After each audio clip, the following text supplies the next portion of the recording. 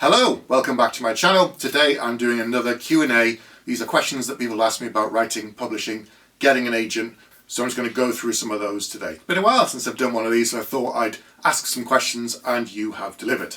So the first two questions are actually related. And one was from somebody saying that they have a chronic legal disability that causes problems with their writing schedule, and someone else had said, what's the average time to write a novel, because it's taken them a long time and they can't see how they could make it in the business. So how often are you expected to produce books, and getting into a rhythm as an author? So there are exceptions to every rule. What I'm about to say, I hope you know that at this point there are exceptions. If you're a Stephen King, you can put out a book whenever you want, it will sell, people will buy it, the publishers will be happy. As you get further up the pecking order, that's when you can take as much time as you need. Within the science fiction and fantasy space that I am in, you've got the really big boys like Brandon Sanderson. He puts out 3, 4, 5 books a year, as many as he wants. If he put out a book once every 5 years and that was all he was doing, that would be totally fine. The publisher would be okay with it. The fans would probably complain about the gap, but they'd buy the book and it would sell very, very well. Joe Abercrombie is somewhere in between. He's very, very popular. He's extremely well liked. He will take the time to write a series by himself all at once, work on all the draft of all 3 of the trilogy, which he's done most recently with his Age of Madness trilogy, and then the books come out once a year. But he took a couple of years off to work on the books and get them to a place before he start putting in a publication schedule. If you're a debut author and you get a trilogy or longer than a 1-book contract, the publisher would expect you to be able to hit certain deadlines so that they could put out the books once a year. If you only got a 1-book contract, it doesn't matter as much. But equally, if that 1 book sold fairly well and they were thinking, right, we'd like to take them on for another contract, they want to be able to release your 2nd book potentially as soon as possible after the 1st one. And if you're a little bit further down the road, like myself, I've now had 8 books published. I've had 1 book out a year every year, more or less, apart from 2020, for obvious reasons. And most authors within the science fiction and fantasy space, they expect you to be able to put out a book a year. Now the reason being, there's so much material out there, so many other distractions, games and streaming services and films and everything else you could possibly name to take away time from reading. And to help build your name in this space is very, very difficult because there are a lot of authors who are doing the same thing. So to keep your name in the minds of readers and to hopefully grow your backlist of work and create a body of work, the publishers will expect you to put out a book a year if possible. Obviously with self-publishing, it's a lot faster. You can put out a book every 3 months, 4 months, as fast as you can produce them. The difference is you all have to pay for the whole thing yourself. And traditional publishing is slower. The other reason they put out a book a year is that the machine essentially is much bigger. There are a lot more moving parts. There are a lot of other authors on the same list at the same publisher, and they're all trying to move all of these other books along, and they only have a finite number of resources. Therefore, that's another reason it takes roughly a year for a book to come out with a traditional publisher. So there isn't an average time for you to write a book. It's more a case of being able to produce enough work that you could put out a book a year with a traditional publisher in the science fiction and fantasy space. It does vary with other genres. Some have books coming out every couple of years or every 4 years or 5 years. It depends. But with science fiction and fantasy, if you're brand new and your first book, say it comes out, it does okay, that the publisher says, right, we want to give you another contract to do another book or another trilogy, they would expect you to be able to hit certain deadlines and so that the work can come out 1 a year. If you have anything that's going to impinge upon that, I think it's worth raising it with your agent when you first speak to them and make them aware of this. And it might be something that they factor in when they talk to the publisher, or if they like the first book and it's part of a series, they would say, right, maybe we'll give you a longer lead time up front so that you can work on producing the 2nd book and even the 3rd book and get to a certain stage where there's only editing to do, which takes far less time than the actual writing process perhaps, and then they're able to release the book still 1 a year. But if it's something that's going to impact your deadlines and your ability to hit deadlines, I would definitely raise it. The next question was a craft question, which was saying, how many times do you write a scene establishing, reinforcing a character's internal conflict to avoid a shallow story? And our screenwriters go by the rule of three. What strategy do you use? And this person said they do one every fresh scene, but they think it's too much. And also their book is currently 130k for a YA book, and they're only on Act 2. So first of all, that's way too long for a YA book. From what I understand, YA books tend to be under 100,000. Second, every fresh scene you reinforce the issue of the fact that they're going on. That's way too much, way too much. I don't go by hard and fast rules on this. It's more a case of you trickle whatever the issues and their background and their personality in overall through the course of the story. It's not something that you'd have every fresh scene. Think about it like this. I think about it like the old X-Files shows, if you ever watch it. At a certain point in the first few seasons, at least I think the first few episodes of the first season, every single one, Scully would say, oh, well, you remember, Mulder, I was originally signed to the X-Files to debunk all of this stuff. And she'd say it, and you'd be like, yeah, okay. For fresh viewers who've never seen the show before, it's telling you who she is. He's the believer, she's the skeptic. Okay, we got it. But after a while, it felt like a bit of a joke to me because she keeps saying it. And I'm like, we know this. We've been watching you uncover mysteries and he still believes them and you're still not sure because they're never completely clear. And we know that. Why are you telling us again? It's repetitive. We know this. You're treating the audience like idiots. Stop telling us that Scully's the doesn't believe in stuff. We know this. So you kind of have to view it like that. Introduce stuff at the beginning. Show the reactions to certain things. So the Scully effect of, you know, there's a big flash in the sky, Mulder immediately is going to say, oh, it must be aliens, and she's probably going to look for the scientific approach. You don't need to then say, I was originally assigned to the X-Files to debunk your work, Mulder. It's like, we know this. Show it and tell it are two very different things. And you can trickle in little bits and pieces. And Scully's there going, actually, that's the Aurora Borealis. That isn't aliens, Mulder. Oh, yeah, right. It's that kind of thing. She doesn't need to state it over and over again, what's driving her or why she's there.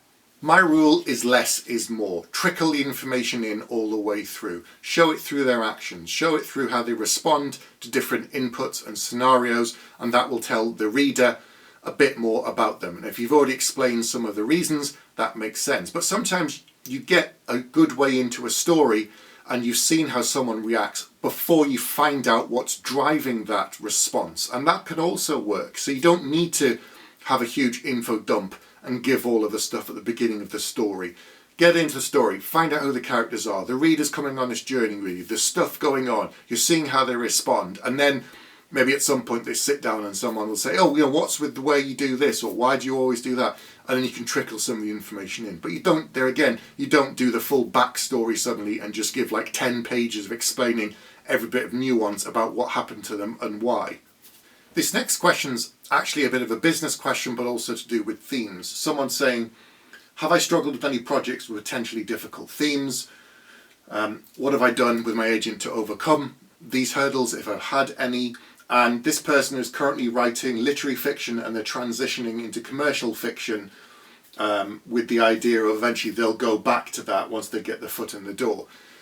So as I just said in a previous question, when you're coming into a new area, a new genre, unless you're a huge household name, moving genres is incredibly difficult.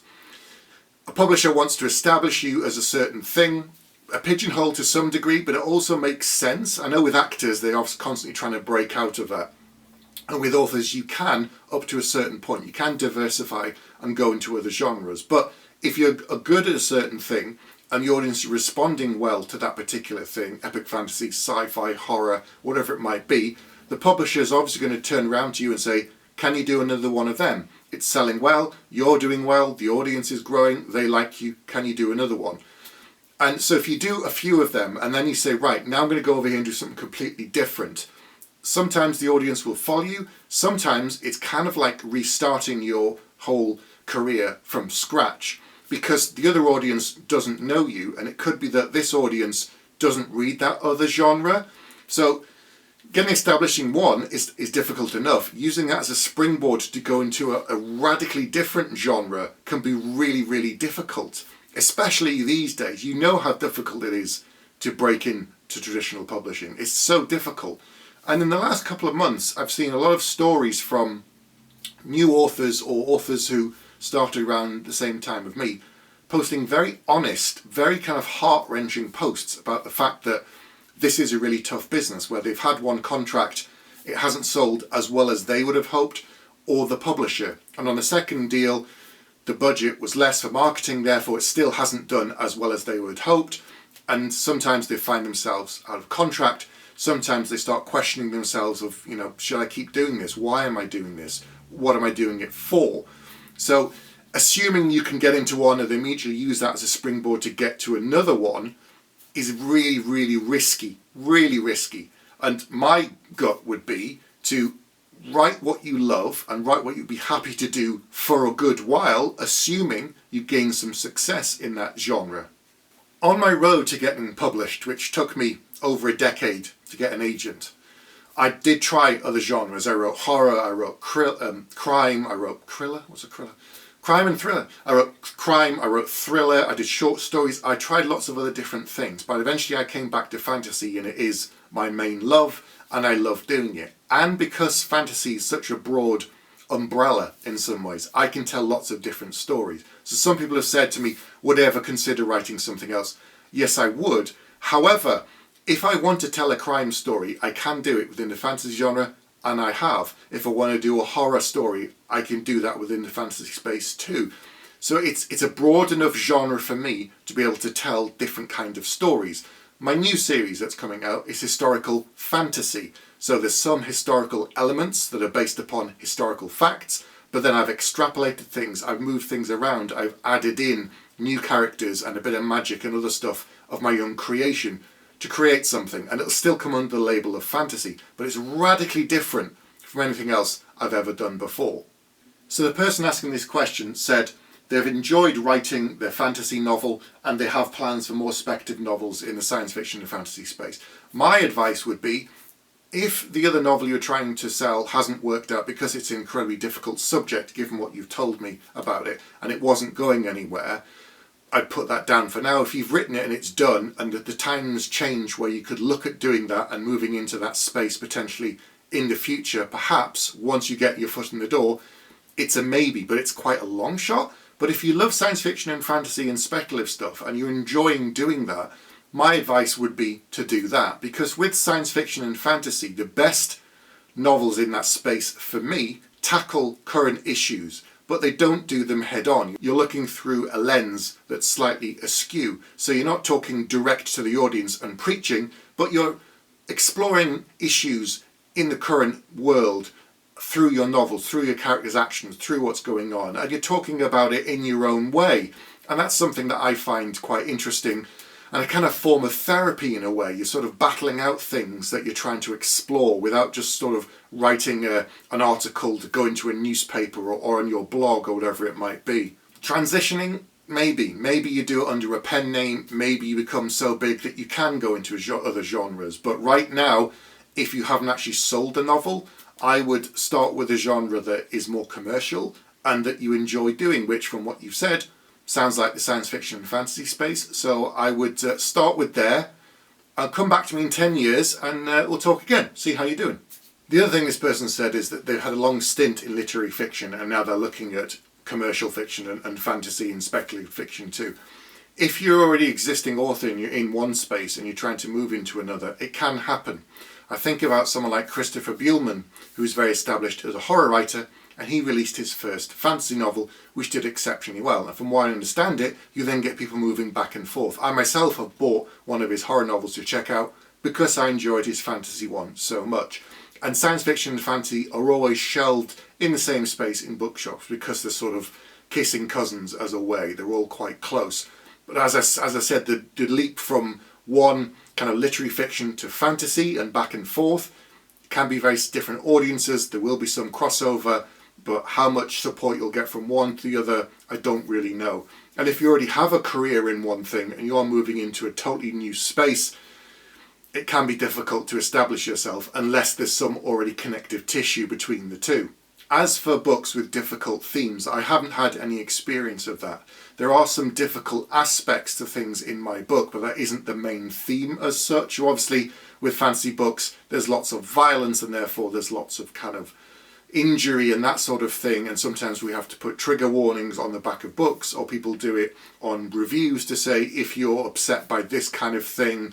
It could be that in some books, you know, if there's a war, women and children will be killed in the war, and therefore that might be a trigger warning for someone. You might sort of say, you know, there's death of children as a concern for them, but it isn't tackling that head on in my books, and therefore it's just given as a warning. Therefore it's not part of this sort of selling process that is a sort of hurdle that gets in the way.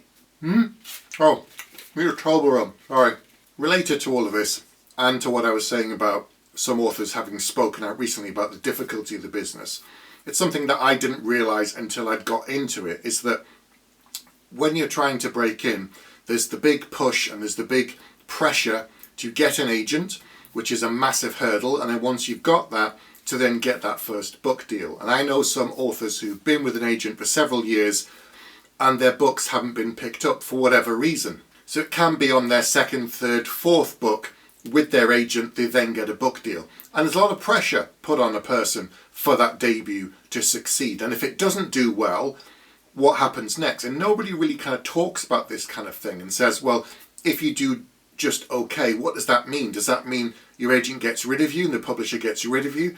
And that just isn't the case. That's not how it works. If they think that you have a good style and that the audience is responding and that you will grow into something, so they will invest in you. Not always. Yes, there are some agents that will drop people. There are some publishers that will drop people if it doesn't reach a certain threshold. But other publishers will say, okay, this one did okay. We think the next one will do well because your audience is responding, it's growing over time. The new series will boost the backlist and so on. And it is a business, and it does take time, and it does take a while to build yourself in the market and to gain recognition. Like, as I said, I've got 8 books out. My 9th one comes out this year. Some people have never heard of me before within the fantasy space, but I've had a book out every year since 2015.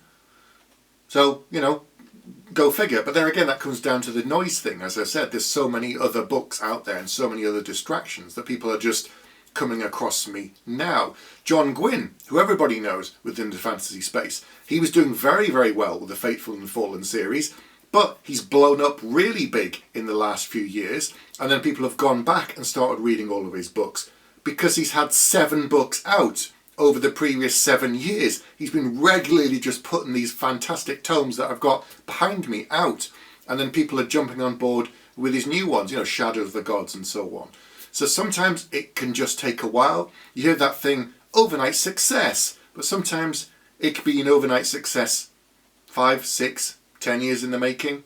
Who knows? I don't say any of these things to put people off. If you love writing and you love books and you want to become a traditionally published author, then absolutely go for it. But you should be aware of the commercial aspects and the business side of it as well, because you're focused so much on the ideas and creating something wonderful, and your debut should be the best you can absolutely make it. But you should also be aware that it might just do okay, and it's the first step on a much longer road to building a career, building up a body of work, and you're going to have to produce another book and another book and another book.